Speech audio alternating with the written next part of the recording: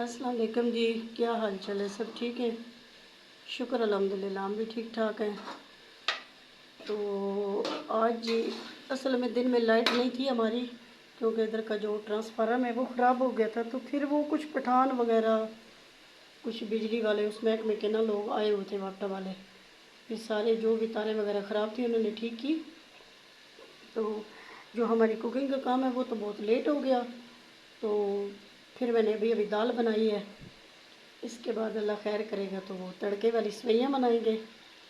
तो ये देखें ना, ये आपको लुक से पता चल गया होगा कि दाल इतनी अच्छी नज़र आ रही है, तो ज़ाहिर बात है कितनी मज़े की होगी, ये तो खा के पता चलेगा।